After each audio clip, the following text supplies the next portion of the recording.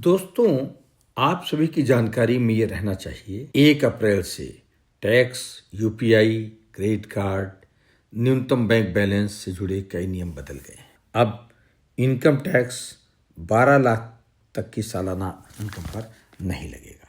Budget 2025 में income tax slab में बदलाव की घोषणा की गई थी। ये नया टैक्स स्ट्रक्चर 1 अप्रैल से लागू हो गया है। इसके मुताबिक अब आपको सालाना 12 लाख रुपए तक की आय पर कोई टैक्स नहीं देना होगा। सैलरीड कर्मचारियों को, यानी जिनको तनख्वाह मिलती है, 75,000 रुपए का स्टैंडर्ड डिडक्शन भी मिलेगा। There will be now zero income tax payable for income up to 12 lakh rupees. यानी 12,75,000 रुपए तक की सैलरी टैक्स फ्री हो जाएगी। इसके साथ ही आपको NPCI यानी national payment corporation of India ने बैंकों और पेमेंट सर्विस प्रोवाइडर्स को ये निर्देश भी दिया है कि वे 31 मार्च से पहले अपने डेटाबेस से छोड़े गए मोबाइल फ़ोन नंबर्स को हटा दें और डिलीट कर दें। 1 अप्रैल से जिन मोबाइल नंबरों से लंबे समय से यूपीआई का कोई लेन देन, भुगतान और इस्तेमाल नहीं किया गया है, उनसे पेमेंट अब नहीं हो सकेगा। ऐसे में अगर बैंक खाते से लिंक्ड मोबाइल नंबर बंद है तो उसकी यूपीआईडी बंद होगी। इसके अलावा बैंक बैलेंस के बारे में भी नए नियम आज से लागू हो गए। State bank of India, Punjab national bank और कैनरा बैंक समेत कई बैंकों ने न्यूनतम बैलेंस की शर्तों में बदलाव किया है।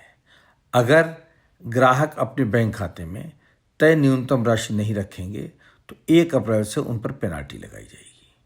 3 बार ही दूसरे बैंक के एटीएम से आप बिना कोई चार्ज दिए पैसा निकाल सकते हैं। इसके बाद अलग अलग बैंकों में 25 रुपये तक का चार्ज आपको देना पड़ेगा। दोस्तों, इसके साथ ही क्रेडिट कार्ड के पॉइंट्स के बारे में भी कई महत्वपूर्ण बदलाव किए गए हैं।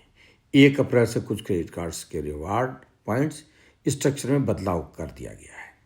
SBI, सिंपली क्लिक और air India SBI platinum card धारकों के लिए रिवार्ड पॉइंट्स की गणना अब नए तरीके से होगी। एयर इंडिया और विस्तारा के मर्जर के बाद से एक्सिस बैंक के विस्तारा क्रेडिट कार्ड के फायदे में भी बदलाव किया गया है।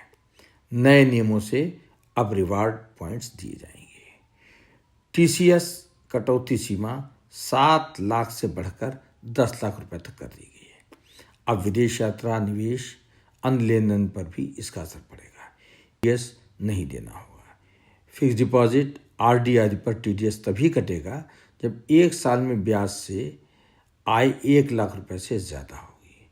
इसके साथ ही सबसे महत्वपूर्ण बात एक और 1 अप्रैल से होने जा रही है कि लॉटरी, क्रॉसवर्ड, पजल और घुड़दौड़ जैसी गेमिंग विनिंग्स पर नियम आसान बना दिए गए। अब इससे सालाना 10,000 रुपये की कुल सीमा को खत्म कर दिया गया है।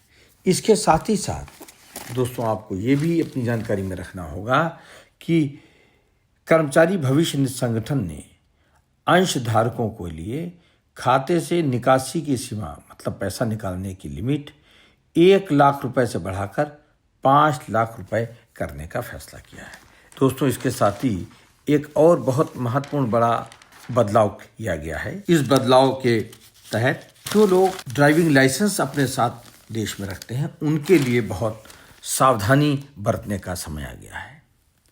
नए नियमों के मुताबिक आपके पास पहले से कुछ अगर चालान हैं जिनका आपने अभी तक भुगतान नहीं किया है, तो ये आपको काफ़ी परेशानी में डाल सकता है। नए नियमों के मुताबिक ऐसा होने पर आपका ड्राइविंग लाइसेंस तक जब्त किया जा सकता है।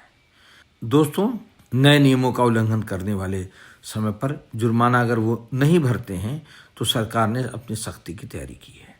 इस नए नियम के तहत अगर आपके पास पिछले 3 महीनों से लंबित चालान है तो आपका ड्राइविंग लाइसेंस सस्पेंड किया जा सकता है।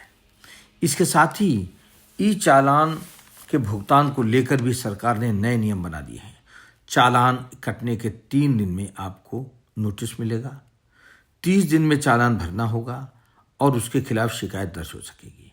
अगर आप 30 दिन तक कोई प्रतिक्रिया नहीं देते हैं अपनी ओर से, तो ये मान लिया जाएगा कि गलती आपकी है। 90 दिन तक चालान न भरने पर ड्राइविंग लाइसेंस ही नहीं, आपकी गाड़ी का रजिस्ट्रेशन भी सस्पेंड किया जा सकता है। दोस्तों, ऑनलाइन शिकायत के 30 दिन के अंदर उस पर फैसला होगा, वरना चालान खुद ही रद्द हो जाएगा। इन सारे नए नियमों से आपको पूरी जिम्मेदारी के साथ, गंभीरता के साथ इनका आपको अध्ययन करना चाहिए और इन पर अमल करना चाहिए, ताकि आपकी किसी भी असावधानी से आपको किसी भी तरह का कोई नुकसान न हो जाए। ब्लिट्स इंडिया की इस खास रिपोर्ट के लिए आपका धन्यवाद।